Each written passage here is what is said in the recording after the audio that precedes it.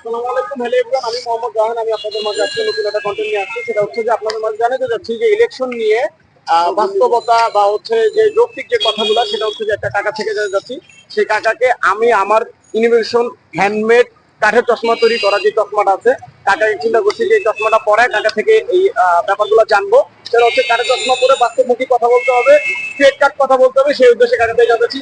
তাহলে আপনার কি মনে হয় বাংলাদেশে বর্তমানে ইলেকশনের যে ব্যাপারটা আছে, এইটা সাধারণ মানুষ কিভাবে চাচ্ছে বা আপনি কিভাবে চাচ্ছেন, বা আসলে কতটা যৌক্তিক, এই উদ্দেশ্যে যদি আপনি আমাদের মাঝে কিছু বলতেন। সাধারণ মানুষ কোনো ইলেকশন চাচ্ছে না। ইলেকশন যারা চাচ্ছে এরা হলো চাঁদাবাজ। জি। এখন চাঁদাবাজি এরা স্বৈরাচার শেখ হাসিনার আমলে যে পরিমাণ চাঁদাবাজি হইতো, এখন সারা বাংলাদেশে ঢাকা শহর সহ চাঁদাবাজি ডবল হয়ে গেছে। কিন্তু এরা যেহেতু চাঁদাবাজিটা করে বিভিন্ন জায়গার মধ্যে এরা মানে বাধার সম্মুখীন হয়, পুলিশ, আর্মি বা ছাত্র জনতা বা হুজুরদের দ্বারা বাধার সম্মুখীন হয়, যার ফলে এরা নির্বাচন চাচ্ছে যেন ইয়া না করে, ওই যে মানে ক্ষমতা যখন এরা হাতে চলে যাবে তখন এরা নির্ভয়ে নির্দ্বিধায় বাদশার মতো চাঁদাবাজি করতে পারে, লুটতরাজ করতে পারবে, যার ফলে এরা নির্বাচন চাচ্ছে। নির্বাচনটা জনগণের চাওয়া না। জনগণ নির্বাচন কেন চাইবে? কারণ গত 53 বছরে স্বৈরাচার শুধু হাসিনা না, স্বৈরাচার ছিল হাসিনা, স্বৈরাচার আগে সরকারগুলো স্বৈরাচারই ছিল। হ্যাঁ, এবং গণহত্যা শুধু হাসিনা করে না, আগে আগে যারা ছিল এরাও গণহত্যা করেছে। এটা গুগলে সার্চ দিলে বেরিয়ে। এরা নির্বিঘ্নে আরামে চাঁদাবাজি করার জন্য, লুটতরাজ করার জন্য, এবং ওই যে সংস্কার আছে, সংস্কারে একটা বাধা তৈরি করার জন্য তারা ইলেকশন চাচ্ছে এবং ইয়া করার জন্য। আর যে ঢাকা শহরে বর্তমানে যে ইয়া হচ্ছে ডাকাতি বা চাঁদাবাজি যারা হচ্ছে, এদের সাথে পার্টনার হিসাবে কাজ করতেছে কথিত আওয়ামী লীগ স্বৈরাচার। এরা এখানে বিভিন্ন ভাবে টাকা ইনভেস্ট করতেছে। ইনভেস্ট করে, যেমন এই গতকাল ঢাকা শহরে ডাকাতি হয়েছে, ডাকাতিটা আওয়ামী লীগের করাইছে টাকা ইনভেস্ট করে। মানে তত্ত্বাবধায়ক সরকার, মানে বর্তমান যে বিপ্লবী বা অন্তর্বর্তী সরকারকে ইয়া করার জন্য, ওই যে মানে প্রশ্নবিদ্ধ করার জন্য। নির্বাচন কোনো প্রয়োজন নেই, কারণ বাংলাদেশের মানুষ বিগত 53 বছরের কোনো নির্বাচন হয় নাই। যেমন হাসিনা তিন টার্ম নির্বাচন করছে, কোর্ট থেকে সেটা ইয়ে হয়েছে, মানে 3টা সংসদই অবৈধ ঘোষণা করা হয়েছে। সংসদ যদি অবৈধ ঘোষণা হয় তাইলে সংসদ কর্তৃক নির্বাচিত রাষ্ট্রপতি চুপও অবৈধ। সংসদে মানে তারা নিয়োগ দিছে, মা বাবা অবৈধ হইলে সন্তান অবৈধ, চুপ হইলে সংসদের সন্তান, চুপও অবৈধ। কিন্তু হাসিনার আগে যে সরকারগুলো নির্বাচন করছে ওইগুলো ছিল এই মানে প্রহসন নির্বাচন, যেমন হানা ভোট, মানে একজনের 500 ভোট দেওয়া, একজনের 200 ভোট দেওয়া, এরকমই মানে 71 থেকে শুরু হয়েছে। বাংলাদেশে কোনো সুষ্ঠু নির্বাচন হয় নাই। এবং যে আর আমরা যারা আছে, আমি সহ আমি বলতেছি, কারণ আমাকে বাদ দিয়ে বললে জিনিসটা অন্যরকম দেখা যায়। আমরা ভোটের যোগ্য না। আমরা চা খায়া ভোট দিয়ে দিই, আমরা জিলাপি খায়া ভোট দিয়ে দিই, আমরা টাকা নিয়ে একটা শাড়ির বিনিময়ে ভোট দিয়ে দিই। তাইলে আমরা তো ভোটের যোগ্য না।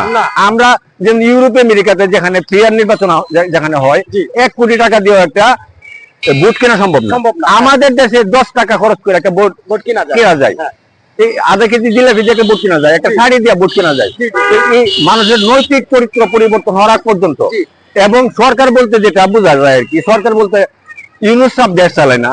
সরকার বলতে যেমন একটা থানার যে ইয়ে আছে, ওই যে অফিসার ইনচার্জ, এবং ওই এলাকার যে নির্বাহী ম্যাজিস্ট্রেট বা টিএনও, ওনারা হইলো স্থানীয় সরকার। ডিসিএসপি এরা হলো সরকার, ডিএমপি কমিশনার, ঢাকা বিভাগীয় কমিশনার এরা হলো সরকার, এবং যে এখানে যে বিচার বিভাগ আছে, ওই যে জজ কোর্ট বা জুডিশিয়াল কোর্ট, সিএমএম কোর্ট, এরা হলো বিচার স্থানীয় সরকারের প্রশাসন হইলো সরকার। এরা যদি, আর বাংলাদেশে এই পর্যন্ত 36 লক্ষ কোটি টাকা বাংলাদেশ থেকে পাচার হয়েছে আনুমানিক। এর 80% পাচার দুর্নীতি হয়েছে প্রশাসনের মাধ্যমে। তো ওই প্রশাসন ততক্ষণ পর্যন্ত জনবান্ধব না হবে, দুর্নীতি মুক্ত না হবে, কোন সরকারি যাই আর দেশের পরিস্থিতি ভালো করতে পারবে না, জনগণের ভাগ্যের কোনো উন্নয়ন হবে না। প্রশাসনের সর্বক্ষেত্রে একটা সংস্কার আনতে হবে।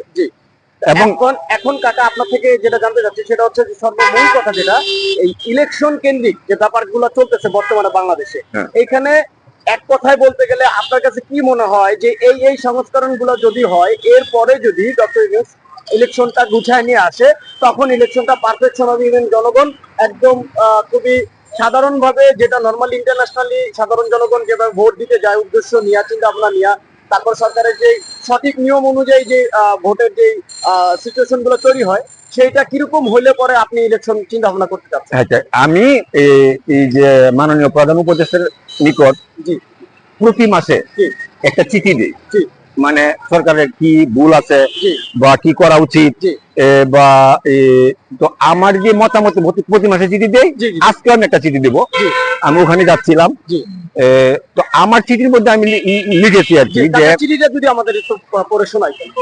চিঠিটা পড়া আপনার চিঠির ফটো উঠে ফেলাইলে যে এখানে চিঠিটা কাকা যে চিঠিটা হচ্ছে যে প্রধান উপদেষ্টা ডক্টর মোহাম্মদ ইউনূসের কাছে পৌঁছাতে চাচ্ছেন, সেই চিঠিটা উনি লিখে নিয়ে আসছেন। আপনারা দেখতে পাচ্ছেন যে এখানে ইন টোটালি সবকিছু লেখা আছে, পুরাটাই। হ্যাঁ পুরোটা দেখাচ্ছি কাকা। তো এই হচ্ছে চিঠিটা, কাকা এই চিঠির মাধ্যমে প্রতিনিয়ত ডক্টর ইউনূসের কাছে যে চিঠি পৌঁছান যে আমি এই ব্যাপারগুলো চাচ্ছি, এই সংশোধনগুলো চাচ্ছি। আচ্ছা, এই জায়গা থেকে উনি এই চেষ্টাটা করতেছেন, আমাদের সবারই এরকম চেষ্টা করা উচিত। আচ্ছা, কাকাকে ধন্যবাদ জানাই যে কাকা। আচ্ছা আচ্ছা, এরপরে না আজকে যে চিঠিটা দেওয়া হয়েছে না, যেটা দেওয়া হবে আর কি, ওইটা সিরিয়ালি ওটা আজকে যে চিঠিটা দেওয়া হবে আপনাদের মাঝে, সেই চিঠিটা হচ্ছে যে ডেভিল কারা ডেভিল বাংলাদেশ। হ্যাঁ, এই উদ্দেশ্যে কাকা যে চিঠিটা লিখছে সংস্কারের উদ্দেশ্যে, প্রতিনিয়ত একটা সাবজেক্টের উপরে কাকা যে লেখালেখি করে, সেই চিঠিটা এটা। আপনারা চিঠিটা হচ্ছে যে মোটামুটি দেখতে পাচ্ছেন যে কিভাবে উনি এটা ক্রিয়েট করেছে। তো আপনারা এখানে পড়ে নিতে পারবেন যে উনি আসলে কি কি টাইপ হচ্ছে যে চিঠির মাধ্যমে বুঝাতে চাইতেছে।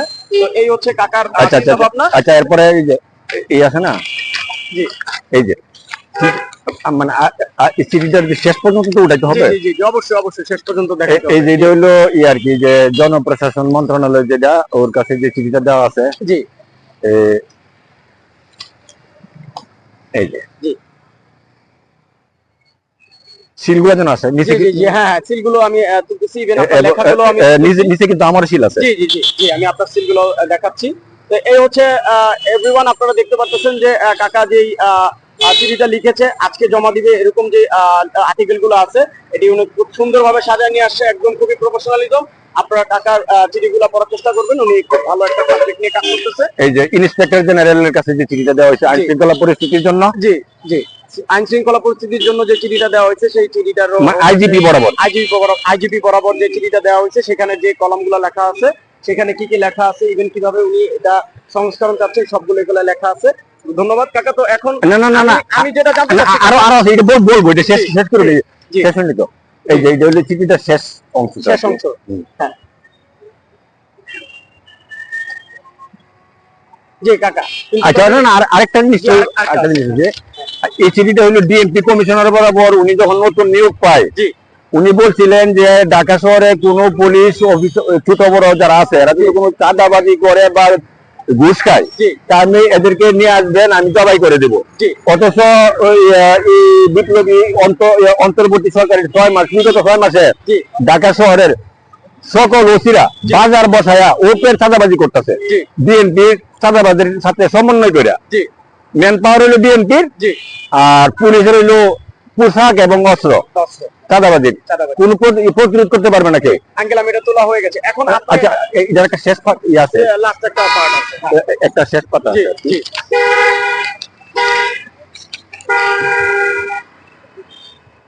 এটা হচ্ছে চিঠির লাস্ট পাতা, যেখানে কাকা ইন টোটালি শেষের দিকে যে ইম্পর্টেন্ট কথাগুলো বলতে যাচ্ছিল, সেখানে কাকা এগুলো লিখে নিয়ে আসছে নিজের তত্ত্বাবধানে। তো আমরা এরকম সবাই যদি কাকার মতো নিজের তত্ত্বাবধানে এরকম আমরা প্রধান উপদেষ্টার প্রতি চিঠি দিতে থাকি, তাহলে হচ্ছে যে এরকম একটা ভালো একটা সংস্কারের আশা আমরা করতে পারি। চাচা খুব ইম্পর্টেন্ট একটা। আচ্ছা, যে এখন আমরা কি করি, এই যে মূল যে ইয়েটা আছে না, ওই মূল প্রশ্নটা আলোচনা করি। নির্বাচন বিষয়ে আমি মাননীয় প্রধান উপদেষ্টার নিকট যদিও লেখা ওই যে ওনারা অন্তর্বর্তী সরকার, কিন্তু আমি নিজে নামটা একটু পরিবর্তন করেছি, যেটা এটা চিঠির মধ্যে লেখা আছে, আমার সিলের মধ্যে লেখা আছে বিপ্লবী অন্তর্বর্তী সরকার, বিপ্লবী অন্তর্বর্তী সরকার। তো এই ওনার কাছে প্রতি মাসে আমি একটা চিঠি লিখি, এবং চিঠিটা আমি রিপ্লাইও পাই, প্রত্যুত্তর পাই, এবং কিছু পরিবর্তন হচ্ছে আর কি চিঠির মাধ্যমে। আমি ওখানে লিখেছি যে 2000 ছাত্র মারা গেছে, যারা গুলি করছে ভিডিও ফুটেজ দেখে কোনো সাক্ষী প্রমাণের দরকার নাই। জি। লক্ষ লক্ষ ভিডিও আছে ঢাকা শহরে, জি, জি। ভিডিও ফুটেজ দেখে এরা সরাসরি শর্টকাট সময়ের ভিতরে এদেরকে ফাঁসি দেওয়া হোক। জি। মানে আইনের মার পেছে না যায়, জি, জি। দীর্ঘায়িত করা যাবে জি, জি, জি। শর্টকাট সময়ের মধ্যে। জি, জি, জি। এবং যে 50,000 ছাত্র পঙ্গু, এদের সুচিকিৎসা হচ্ছে না। জি।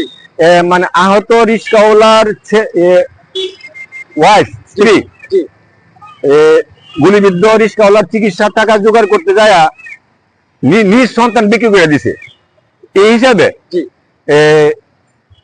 অন্তর্বর্তী সরকারের যে আছে, যে স্বাস্থ্য উপদেষ্টা বা অর্থ উপদেষ্টা, জি। এদের তো গলার মধ্যে জুতার মালা গলায় দিয়া সারা ঢাকা সব ঘুরানো উচিত। জি। যে টাকার অভাবে জি। রিস্কাওয়ালার গুলি খাইছে হ্যাঁ। 5ই আগস্টের আগে, জি। তার সন্তানের চিকিৎসার জন্য বউ তার সন্তান বিক্রি করে দিচ্ছে। এর চেয়ে বড় আফসোস বলতে আর কিছু থাকে না এই দেশে। তো এই অর্থ উপদেষ্টা এবং স্বাস্থ্য উপদেষ্টার জি। গলার মধ্যে জুতার মালা দিয়ে সারা ঢাকা শহরে ঘোরানো উচিত। জি। আর তো এদের চিকিৎসা করে সুস্থ করতে হবে 50,000, এবং প্রত্যেকের সরকারি চাকরি দিতে হবে। জি। এবং যাতা চাকরি না, জি। এটা হইলো প্রত্যেক থানার মধ্যে একজন ডিউটি অফিসার থাকে, SI পদমর্যাদা, জি, জি, জি।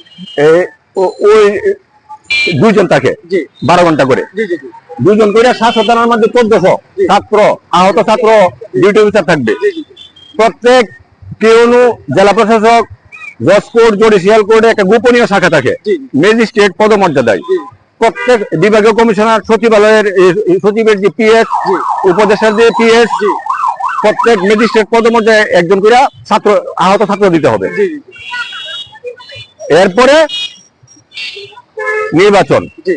তো আমি বলছি যে এই কাজগুলো করতে আনুমানিক জি। আমাদের যে যুদ্ধটা চলমান আছে, জি, জি, জি।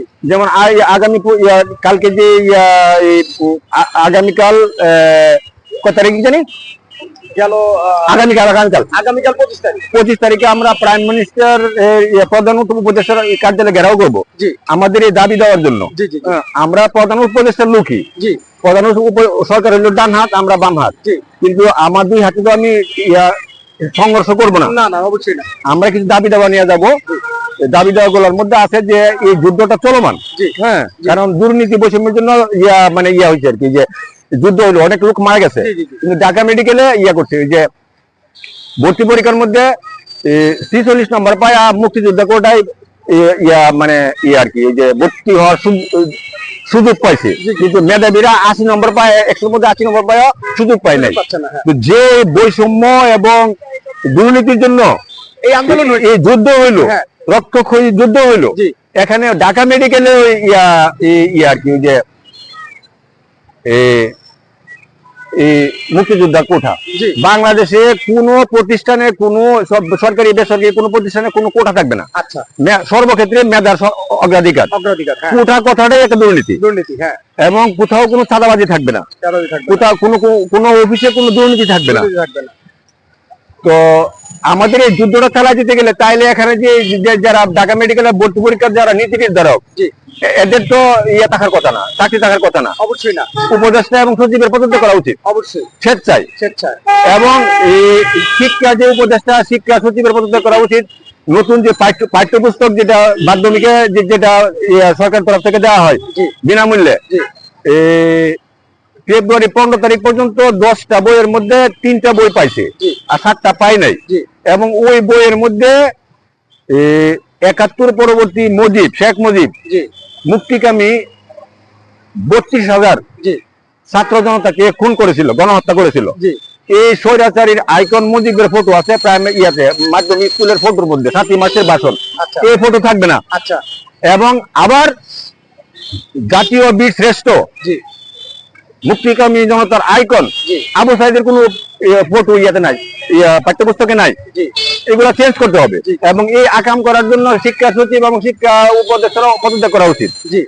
এরকম দাবি দেওয়া নিয়ে আমরা কালকে যাবো প্রধানমন্ত্রী উপদেষ্টার কাছে।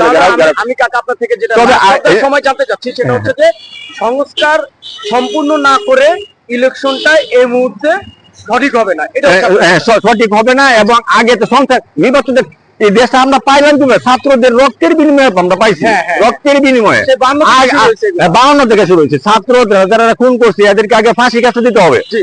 এরপরে আহতদেরকে চিকিৎসা করে সরকারি চাকরি দিতে হবে, এবং সবগুলা কাজ করতে আমি একটা আনুমানিক প্রধান উপদেষ্টা হিসেবে ছাত্র জনতার পক্ষ থেকে ওনারা বলছি যে 2030 সালের আগে কোনো নির্বাচনের কোনো প্রয়োজন নাই।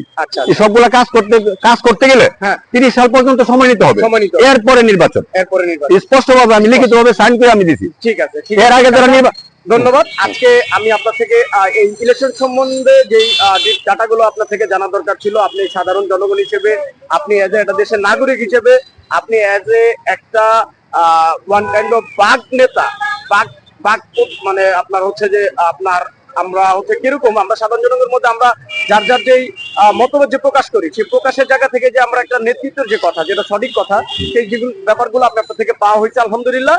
আজ এই পর্যন্তই। আসসালামু আলাইকুম। হ্যালো এভরিওয়ান, আপনারা সবাই কাকার যে কথাগুলো আছে, এই কথাগুলোর মাঝে আপনারা কতটুকু সঠিকতা পাইলেন, কতটুকু বাস্তবতা পাইলেন, এর উপরে আপনারা লাইক কমেন্ট শেয়ার করবেন। প্লাস হচ্ছে কাকার যে যৌক্তিক ব্যাপারগুলো আছে, এগুলা কাকাও নিয়ে একার করার দায়িত্ব না, আমাদের সবারই নাগরিক দায়িত্ব এগুলো। আমরা কাকার কথাগুলোকে সাপোর্ট দিব। প্লাস হচ্ছে কাকার যে যৌক্তিক ব্যাপারগুলো আছে, এগুলো নিয়ে আমরা আমাদের মতো বিভিন্ন কন্টেন্টের মাধ্যমে, বিভিন্ন মিডিয়ার মাধ্যমে, বিভিন্ন মাধ্যমে এগুলা প্রধান উপদেষ্টা কেন্দ্রিক পৌঁছানোর জন্য আমাদের সবারই একটাই চেষ্টা। যে কাকা বলতে যাচ্ছে যে বিগত আপনার এই 24-এর 5 আগস্টের এই আন্দোলনে যা যা ক্ষতিগ্রস্ত হয়েছে, সেই ক্ষতিগ্রস্ত গুলো পূরণ করা। প্লাস হচ্ছে যে এখানে আমরা যে সুবিধাগুলো পাওয়ার কথা, সেই সুবিধাগুলো তুলে ধরতে কাকা। প্লাস যে সুবিধাগুলো পাচ্ছি না, সেগুলা সংস্কার করে ইন্টারনালি 2030 সালের মধ্যে যদি এগুলো সংস্কার সম্পূর্ণ করা হয়, তারপর হচ্ছে যে কাকা ইলেকশনের ব্যাপারটা কাকা সম্মতি জানাচ্ছে। আজ এই পর্যন্তই। আসসালামু আলাইকুম, সবাই ভালো থাকবেন। আসসালামু আলাইকুম। আপনাকে এবং শ্রোতাদেরকে আমার সালাম ও শুভেচ্ছা রইল। আসসালামু আলাইকুম। ওয়ালাইকুম।